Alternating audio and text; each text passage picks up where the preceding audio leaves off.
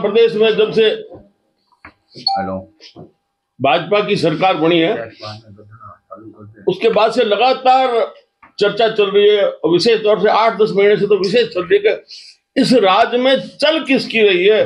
जनता भी आपस में चर्चा कर रही है, बीजेपी के कार्यकर्ता भी, पत्रकार, सबके जिज्ञासा है कि इस राज्य में चर्चा ये विशेष क्यों है। उसका एक उदाहरण देने के लिए मैंने ये 6 फरवरी को विधानसभा भवन के सामने अनिश्चितकालीन धरना देने के लिए, क्योंकि हमने कई बार ज्ञापन दे दिया मुख्यमंत्री जी को, लेकिन उसके बावजूद भी एक हमारे बीकानेर के अंदर आरपीएस अधिकारी प्यारेलाल शिवराण, जो लगातार गत 10 वर्षों से बीकानेर में अलग अलग पदों पर घूम के यहाँ पदस्थापित है।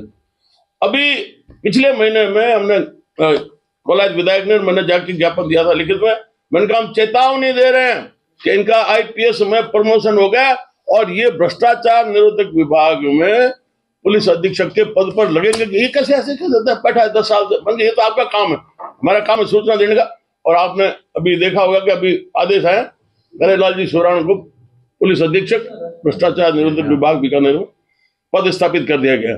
इसलिए सरकार को जो मालिक है या जैसा भी है मुख्यमंत्री है, उनको लिखित में मिलके देके आगे, उसके बावजूद भी अब ये चल तो रही है। स्पष्ट हो गया कि भाई राज्य में बैठे हैं जो चुने हुए प्रतिनिधि, उनकी तो नहीं चल रही, चला कोई और रहा है, और वो पद स्थापित होकर उनके आदेश आ गए बीकानेर में। तो इसलिए मैंने तय किया कि विधानसभा भवन के सामने 6 फरवरी को अनिश्चितकालीन धरना में दूंगा, इस बात को लेकर कि सरकार जनता की किसी की भी को भी सूचना दे तो उसके बावजूद भी उसके ऊपर गौर नहीं करती।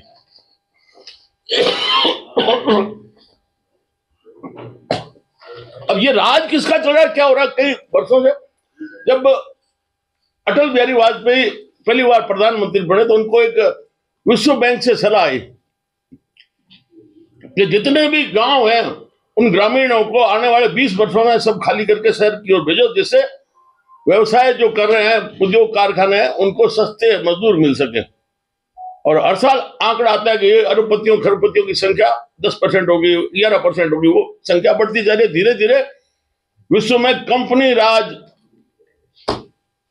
जारी हो रहा लगातार। और उसका उदाहरण मैं एक लेके आऊं कि अभी एक आदेश निकाला ऊर्जा अक्षय ऊर्जा निगम ऊर्जा विभाग ने, ये ओम कसारा आईएएस, वो इनके एमडी है, जिन्होंने आदेश जारी किया।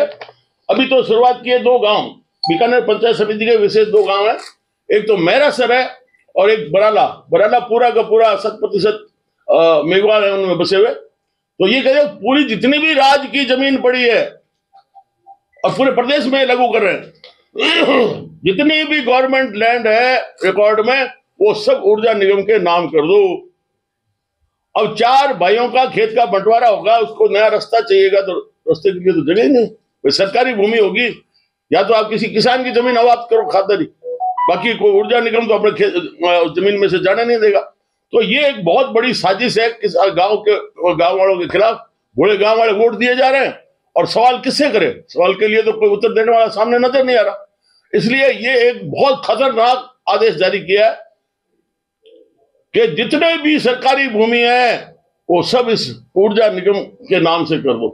इससे बड़ा कोई हो मतलब इतना अव्यवहारिक, और मतलब ग्रामीणों को मारने के लिए, पैसे वालों को नहीं, उनको तो संपन्न करना है। और इसलिए आपने देखा होगा जाल फैल गया चारों तरफ सौर ऊर्जा की प्लेटिंग, क्योंकि जैसलमेर में तो सुप्रीम कोर्ट ने मनाही कर दी कि भाई यहाँ गोडाउन को नुकसान हो रहा है, आपकी जो भी हाई टेंशन लाइन वगैरह निकालते हो। तो ये बड़ा संकट आने जा रहा है। इसके लिए भी हमें चर्चा की थी, हमारे जो जन नेता हैं, हम भी परसों मिले थे शादी ब्याह समारोह में, गोविंद राम जी चौहान, पूर्व मंत्री, वो एमएलए, उनको बड़ा आश्चर्य हुआ कि ये कैसे हो गया फैसला। मैं कहा ये किया भाई सरकार ने, चुनी हुई सरकार ने फैसला किया। तो मैंने कहा मैं तो इसके लिए जान दे दूंगा, अड़ूंगा लड़ूंगा कि मैं भी साथ में हूं। तो एक बात इसलिए कि सबको लगती है कि ये कैसा निर्णय यार, मतलब कोई हमारा सुनने वाला नहीं है, तो ये पद छोड़ा यार, पार्टी छोड़िए। भाई मैं खुद सरकार के खिलाफ जयपुर में अकाल के मुद्दे के ऊपर धरने पर बैठा हूं, स्टेचू सर्कल पर। उससे अगर वो नहीं है भाई, मेरा जैसा स्वभाव है मैं आवाज तो उठाऊंगा। आंदोलन का तो आपका शुरू से रहा है, चाहे वो मंजू की तख्ती लेकर के आंदोलन का तो आपको शुरू से रहा है, विधानसभा मंजू की तख्ती लेकर गए आप। तो मुझे लगा कि कोई सुनवाई नहीं हो रही, क्योंकि इसलिए नहीं होगी कि सामने आर्मी है और आर्मी के जवान ने बलात्कार किया दलित महिला का और मर्डर कर दिया। अब उसके खिलाफ कौन कार्रवाई करे? तो मैंने एक तरीका उठाया, मुख्यमंत्री तो आखिर जिम्मेवार, वो बाप तो उसको मानते हम कि भाई माई बाप कौन, राज्य में जो बैठा है कुर्सी पर, उसी को जवाब उसका मुद्दा उठाया था मैंने। तो मुझे 7 दिन के लिए निलंबित किया था, कर दो, क्या फर्क पड़ता है। कॉलेज विधायक भी आपके साथ ही है धरने में, पढ़ लो यार, काका मरा यार, पूछ यार हमारो क्यों पढ़ो यार।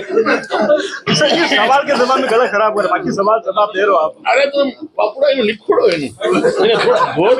घोर पढ़ लिया ये लिखवा लड़ाई सरकार से है क्या? व्यवस्था से है कि एक अधिकारी, पूरा तंत्र है। हम देख रहे हैं कि अधिकारियों की 8-10 महीने से ये चर्चा चल रही है कि बीजेपी का जो राजस्थान में सरकार बनी है, तो सबकी आम जनता की, कार्यकर्ताओं की, पत्रकारों की, सबकी जिज्ञासा है कि इस राज्य में चल किसकी रही है। तो उसका एक मैंने नमूना दिया है, लगातार सरकार को पत्र लिखते हुए, लास्ट पत्र भी दिया था कि हम चैलेंज के साथ कह के जा रहे हैं कि बीकानेर में पद स्थापित होंगे भ्रष्टाचार विभाग के पुलिस अधीक्षक के पद के ऊपर। उसके बावजूद भी कुछ हुआ नहीं, वो तो हो गए। इसलिए वो एक नमूना बताया है कि किस प्रकार से इस राज्य में किसकी चल रही है। तो अब मुड़ने में तो कोई बढ़ जाओ, सरकार मुख्यमंत्री वो बन गए, मंत्री वो बन गए, लेकिन चलाने वाले अपनी चला रहे हैं। कौन चला रहा है आपको यही तो पता नहीं, इसीलिए तो ये नहीं, आपको यह लग रहा है कौन चला रहा है इस सरकार को? इस सरकार को कौन चला रहा है? व्यवस्थावादी लोग होते हैं, उन्हीं की चलती है। अर्जुन राम जी चला रहे हैं। व्यवस्थावादी लोग होते हैं ना, वो हर राज्य में, पिछले राज्य में छिपे हुए थे वहां कांग्रेस के, अब इधर बीजेपी का बना, इधर घुस गए। तो ये व्यवस्थावादी लोग हैं। ये मतलब ब्यूरोक्रेट्स जो हावी है इस पूरे इस सिस्टम में, आपका इशारा जो है ब्यूरोक्रेट्स पे है, जो सरकार को भी चला रहे हैं और पूरी व्यवस्था मंत्री पे है। हाँ बिल्कुल बिल्कुल, मंत्री तो नाच जोगा है। जो गान है तो जग पूछे ना, जो गान है कौन पूछे। आपकी सरकार है फिर भी आपको लड़ना पड़ रहा है। तो मैं क्या करूं, कलम मेरे हाथ में नहीं है, मेरे हाथ में कलम दे दो, एक झटके में नहीं बता दूं तो। आपके जो पुत्र हैं वो सरकार का पार्ट है, विधायक हैं कोलाइट के, और उनकी बात सुनी जाती है, सरकार उनको कई सारी स्कीम तो सुनता है तो क्यों रोता बापड़ा किसान। भाई मैंने एक बड़ा फैसला बताया कि जितनी भी ग्रामीण क्षेत्र में सरकारी जमीन है वो ऊर्जा निगम के नाम कर दो। ये कोई फैसला है यार? कहाँ जाएंगे गांव वाले? कहाँ से स्कूल अस्पताल जगह, कहाँ से सड़क निकलेगी? पर कोई सोच नहीं रहा।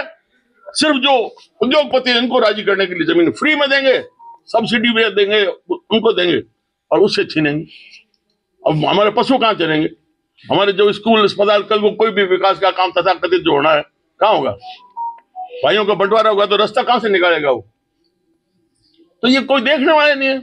और कहते हैं हम जनप्रतिनिधि हैं, जन के बीच में से आए हुए हैं, टीम से आए हुए हैं। एक डोटासरा जी भी कई बार कहते हैं पर्ची की सरकार है, तो क्या लग रहा है सुधांशु? सारी सरकारें पर्ची की है भाई। पहले ये होता था कि कांग्रेस में कहते हैं चुनाव ना, वहां तो अलग कमान फैसला करता है, वो अलग कमान वहां से धीरे धीरे होता, ट्रांसफर इधर भी आ गया।